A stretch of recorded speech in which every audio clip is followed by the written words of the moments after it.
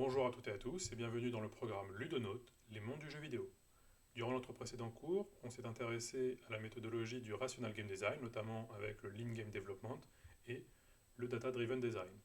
Aujourd'hui, on va s'intéresser à l'Economic Game Design, c'est-à-dire l'ensemble des mécanismes financiers et d'échange intégrés dans un jeu pour pouvoir influencer les interactions des joueurs et la progression. Ça englobe des éléments comme la gestion de ressources, les transactions et la monétisation.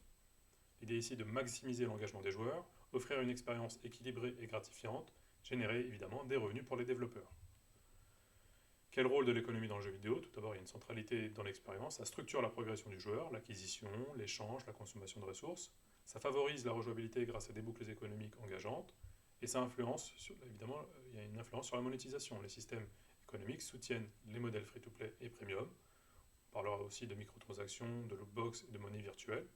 Et ça encourage les interactions entre les joueurs, des échanges ou du commerce. Quelle différence entre économie ludique et économie réelle? L'économie ludique, elle est contrôlée par des règles fixes conçues par les développeurs. Elle est basée sur une rareté artificielle pour équilibrer les défis, et on va utiliser des monnaies virtuelles. L'économie réelle, elle, est dictée par l'offre, la demande et des variables externes. La monnaie basée sur des systèmes complexes non contrôlés par une seule entité.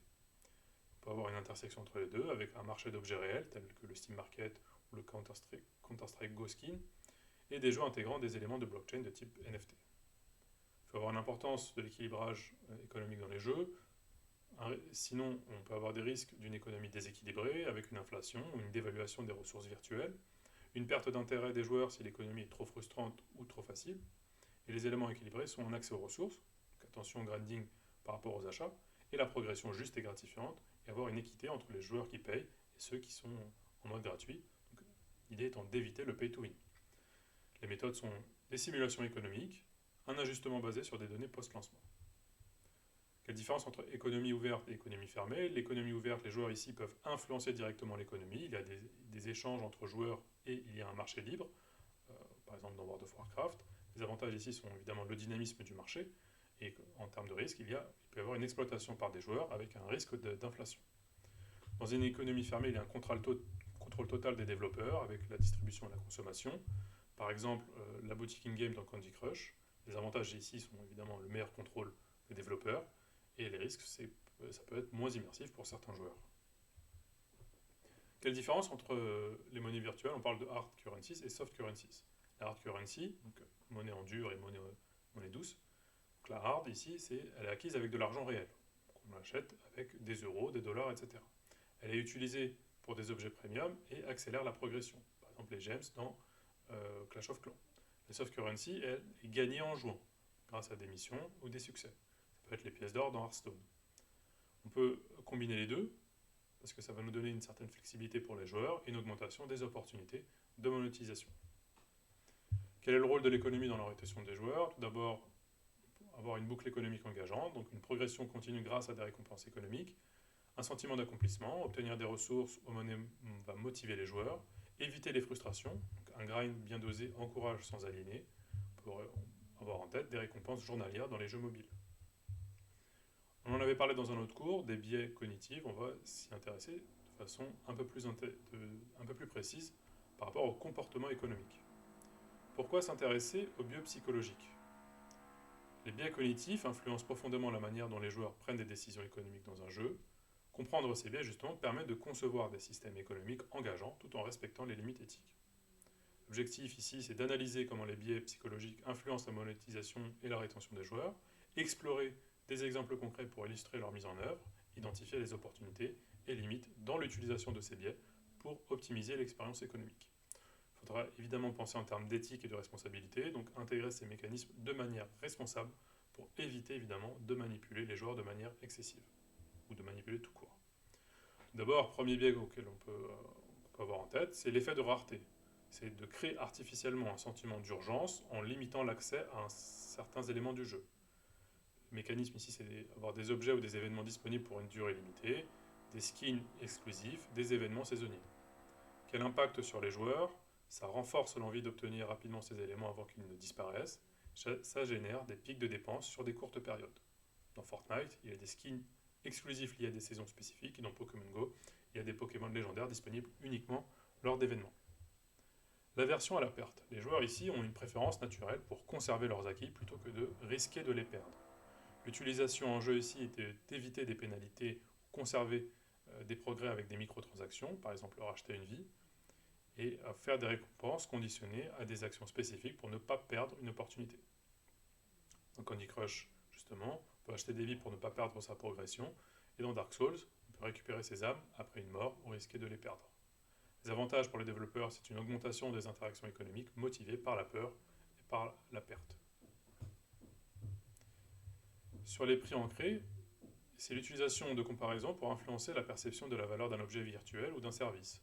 Le mécanisme d'ancrage ici, c'est afficher plusieurs options pour inciter à choisir celle qui semble la plus avantageuse, présenter une offre premium pour faire paraître les autres plus accessibles.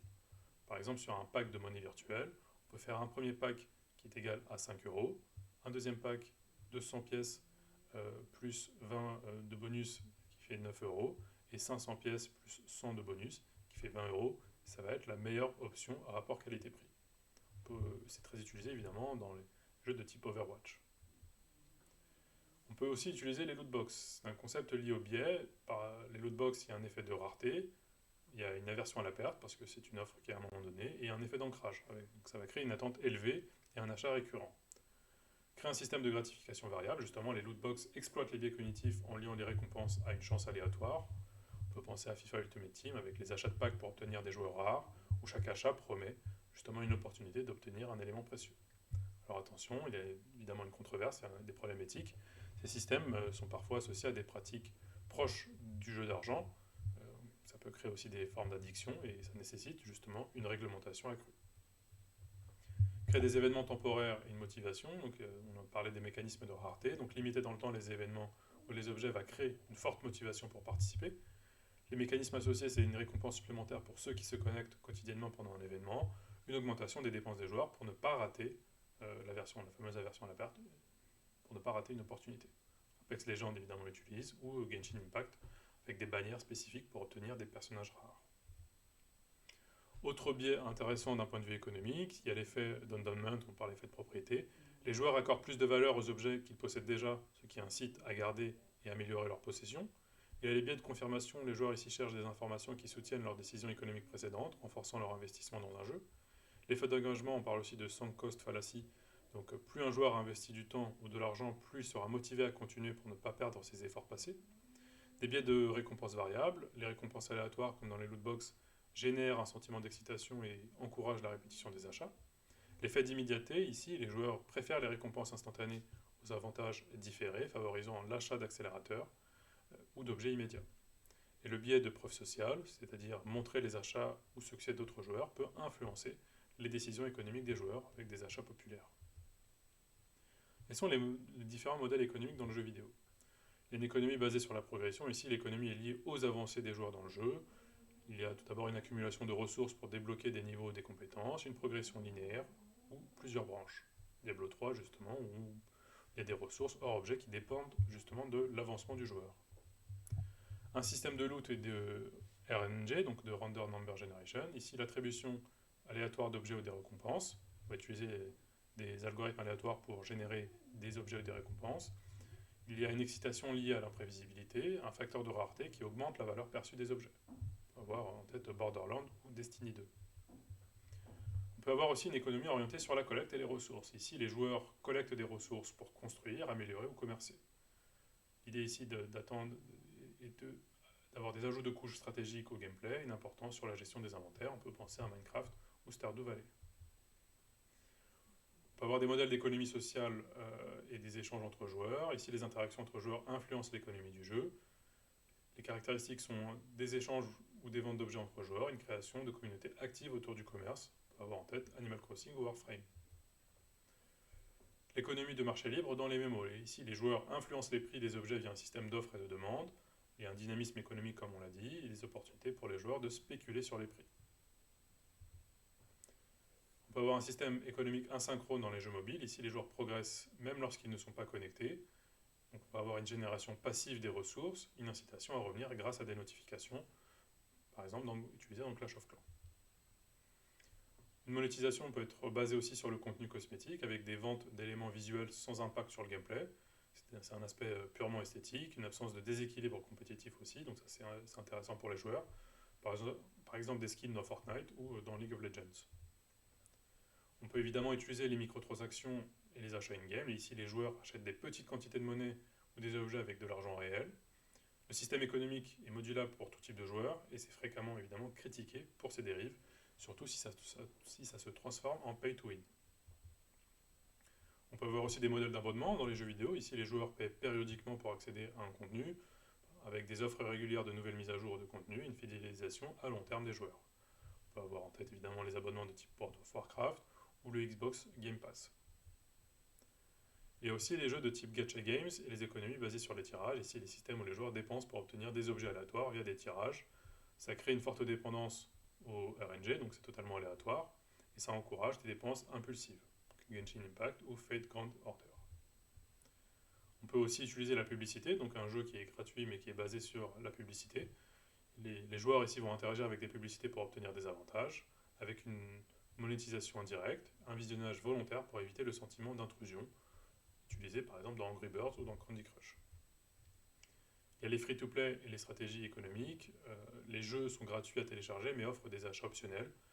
Il y a une barrière d'entrée qui est réduite parce que n'importe quel joueur peut tester le jeu, et une conversion des joueurs en payeurs par des mécaniques engageantes. On peut avoir en tête Apex Legends ou Warframe.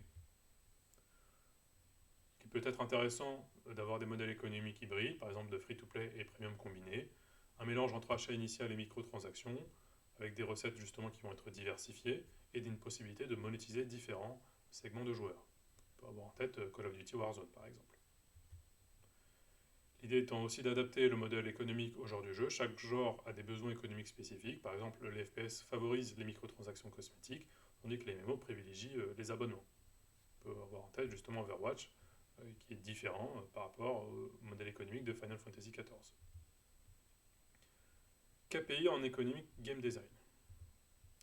Alors, les KPI, on parle aussi de Key Performance Indicators, donc les performances clés. Les indicateurs de performance clés sont des métriques essentielles justement pour mesurer les performances économiques et comportementales dans un jeu. Pourquoi sont-ils importants? Ça aide à prendre des décisions très stratégiques, ça identifie les points faibles et les opportunités, et ça facilite l'adaptation des systèmes économiques en fonction des besoins du joueur. Et par exemple, on va pouvoir suivre les taux de conversion pour ajuster les microtransactions. Petite parenthèse très importante, ce cours-là peut être vu en parallèle et étudié avec le programme Datonaut qui permet de comprendre comment étudier la donnée des joueurs, surtout en termes économiques, et d'en tirer des tendances centrales. Tout d'abord, un KPI qui est très important s'appelle la rétention des joueurs, Day 1, Day 7 et Day 30. C'est-à-dire la mesure du pourcentage de joueurs qui reviennent au jeu après un certain temps, donc au premier jour, une semaine après et un mois après. L'importance ici, c'est que ce sont des indicateurs clés de l'engagement des joueurs. Les jeux avec une forte rétention ont une base économique stable. Par exemple, si la rétention Day One est très basse, un tutoriel ou une UX mal conçue peut être en cause. Justement, ça nous permet d'avoir un retour et de pouvoir faire des modifications très rapidement. Il y a le lifetime value, on parle aussi de LTV des joueurs. Ce sont les revenus totaux générés par un joueur sur toute la durée où il joue. Pourquoi c'est critique? Parce que ça permet de calculer le retour sur investissement, donc Return on Investment en anglais, le ROI, des campagnes d'acquisition des joueurs. Ça permet d'identifier les segments des joueurs les plus rentables. Par exemple, les jeux mobiles comme Clash Royale ou les LTV des baleines, justement, on verra ce que sont les baleines. Les joueurs qui dépensent beaucoup, justement, sont élevés. Il y a l'ARPU et l'ARDAU, on va dire comme ça, l'analyse des revenus par joueur. Donc l'ARPU, c'est l'Average Revenue Per User, donc les revenus moyens par utilisateur sur une période donnée. L'ARDAU, c'est l'Average Revenue Per Daily Active User, ce sont les revenus générés par joueur actif quotidiennement. En termes d'utilisation, l'idée est de mesurer la rentabilité des systèmes économiques, identifier les périodes de pic dans les dépenses des joueurs. Genshin Impact utilise évidemment ces métriques pour optimiser les événements temporaires. La conversion des joueurs free-to-play en payant est évidemment très importante. Donc l'idée ici de mesurer en termes de pourcentage les joueurs gratuits qui effectuent au moins un achat in-game. Pourquoi est-ce que c'est crucial? Parce qu'il y a un équilibre, ça équilibre l'économie en maximisant les revenus des joueurs payants et ça indique l'efficacité des offres et des microtransactions. Par exemple, offrir des packs de démarrage peut encourager par la suite les achats initiaux. Analyser les churn rates. Donc, le churn rate, ce sont les pourcentages des joueurs qui arrêtent de jouer à un jeu après une certaine période. Les causes sont fréquentes, une frustration due à une économie déséquilibrée, une progression trop lente ou trop rapide. Ça nous permet d'avoir une correction des mécaniques, avec pourquoi pas des récompenses quotidiennes et des offres ciblées pour retenir les joueurs actifs. Le temps moyen de session, c'est la durée moyenne qu'un joueur passe dans le jeu par session. Les sessions longues favorisent les microtransactions, les sessions courtes indiquent un manque d'engagement. Candy Crush optimise les sessions grâce à des niveaux courts justement, et addictifs. La fréquence d'utilisation des fonctionnalités économiques mesure combien de fois les joueurs utilisent les systèmes économiques, donc il y a les achats in-game, les échanges, etc. Déterminer justement quels systèmes sont sous-utilisés et pourquoi, ajuster les mécaniques pour encourager l'interaction économique. FIFA Ultimate Team justement suit les ventes aux enchères pour équilibrer l'économie globale. En termes de fréquence d'utilisation des fonctionnalités économiques, il y a les catégories de joueurs. Donc on parlera aussi des baleines qui représentent 1 à 2% des joueurs et qui génèrent une majorité de revenus, entre 30 et 50% du chiffre d'affaires. Les dauphins qui sont des joueurs modérément payants qui représentent environ entre 20 et 30% des revenus. Et les minnows, donc des joueurs occasionnels qui dépensent peu, contribuent à une petite partie des revenus. Évidemment, il y a les free riders, les joueurs gratuits qui n'effectuent aucun achat mais peuvent influencer la rétention et l'engagement. Pourquoi c'est important? Parce qu'identifier ces segments permet d'adapter les stratégies économiques pour maximiser la rentabilité et l'engagement. Les baleines et les dauphins peuvent être ciblés par des offres premium, tandis que les minnows, eux, peuvent être encouragés à dépenser avec des petites incitations. Pour exemple, il y a les baleines dans Clash of Clans avec des achats d'objets puissants, les dauphins dans Candy Crush avec des achats occasionnels de boosters, et les minnows dans FIFA Ultimate Team avec des achats sporadiques pour compléter une collection. Qu'est-ce qu'un benchmark? C'est une comparaison des performances d'un jeu avec celles de l'industrie. Les critères clés, on en a un peu parlé, donc l'ARPU, la rétention, la LTV, le taux de conversion. L'idée étant d'identifier les points à améliorer dans l'économie du jeu, fixer des objectifs réalistes pour la croissance économique. L'idée étant de mesurer par rapport à un autre jeu ce qu'il en est pour essayer d'en tirer des leçons. Les game analytics font référence à la collecte et à l'analyse de données provenant des joueurs pour améliorer l'expérience du jeu, ajuster les mécaniques économiques et optimiser la monétisation. L'objectif ici est d'utiliser les données pour comprendre les comportements des joueurs et affiner les stratégies économiques dans le jeu. Les rôles sont mesurer la performance des systèmes économiques, identifier les tendances comportementales des joueurs, les achats, la progression, la rétention comme on l'a vu, et améliorer la conception du jeu pour maximiser les revenus et la satisfaction du joueur. Encore une fois, je vous invite à vous intéresser au programme DataNote pour savoir comment collecter, analyser et visualiser les données des joueurs. La collecte peut se faire en temps réel. On va collecter des informations sur les actions du joueur au fur et à mesure du jeu pour observer l'impact immédiat sur l'économie du jeu. Quelques exemples de données à collecter, les comportements d'achat, achat in-game, microtransactions, la progression dans le jeu, les niveaux atteints, les ressources collectées, et l'utilisation des items, la fréquence, la durée, etc. En termes d'avantages, ça permet d'ajuster l'économie du jeu en temps réel, prendre des décisions basées sur les faits concrets plutôt que des hypothèses. Rappelez-vous du data-driven design. Les méthodes de segmentation des joueurs, on en a parlé. Donc, l'idée étant de classer les joueurs en groupes distincts en fonction de leur comportement économique. On a parlé des baleines, des dauphins, etc. L'idée étant d'adapter des stratégies de monétisation à chaque groupe et de personnaliser les offres pour maximiser les revenus. On peut utiliser des modèles de prédiction de comportement d'achat. Donc on va utiliser les données collectées pour anticiper les achats des joueurs. Donc les modèles prédictifs, c'est basé sur des algorithmes d'intelligence artificielle et de machine learning. Ces modèles identifient les patterns des comportements des joueurs. L'idée étant de prédire la probabilité qu'un joueur fasse un achat à un moment donné en fonction de ses habitudes passées. Par exemple, on peut recommander des achats en fonction de l'historique des transactions ou des événements de jeu. Alors, le machine learning, on en parlera très bientôt dans le programme DataNote. Si ça vous intéresse, le machine learning et l'IA, inscrivez-vous au programme DataNote pour tout savoir sur le machine learning. L'A/B testing. L'idée ici est de tester deux versions différentes d'un élément économique, par exemple le prix d'un objet et la fréquence des récompenses, pour voir quelle version justement génère le plus d'engagement de revenus. L'idée étant de créer deux groupes de joueurs, groupe A et le groupe B, modifier un paramètre dans chaque groupe, par exemple le prix d'un pack de monnaie virtuelle, et mesurer les résultats entre le groupe A et le groupe B, par exemple les achats, la rétention, la satisfaction. L'idée étant de trouver la version la plus efficace pour maximiser les revenus, évidemment tout en maintenant une expérience agréable pour le joueur. Visualiser évidemment les flux économiques dans le jeu. On va utiliser des outils analytiques pour créer des cartes visuelles des flux économiques dans le jeu. Les types de visualisation sont des diagrammes de flux montrant comment les ressources, monnaie, objets circulent entre les joueurs et l'économie du jeu, des graphiques représentant les comportements des joueurs comme les achats et les échanges. Les avantages ici, c'est de permettre d'identifier les points d'optimisation dans l'économie du jeu, et ça aide à prendre des décisions basées sur des données claires et visuelles. Dans le programme d'Atonaut, on voit comment créer justement un dashboard, donc un tableau de bord, pour visualiser en temps réel les données des joueurs. Il faut détecter évidemment les failles économiques et les exploitations. En termes de failles économiques, il y a des situations où les joueurs peuvent exploiter des mécaniques économiques pour obtenir des avantages disproportionnés. Donc ça peut être dû à des bugs, à l'exploitation des systèmes de loot. Donc il faut très vite les détecter avec des analyses de comportement suspect, détecter des anomalies dans les données, par exemple un joueur qui génère des ressources de manière excessive. L'idée étant de réagir rapidement pour ajuster l'économie et éviter que ces failles ne nuisent à l'équilibre du jeu. L'importance des analytiques pour équilibrer l'économie, donc on l'a dit, les analytics permettent de trouver un équilibre entre la difficulté, les récompenses et les achats.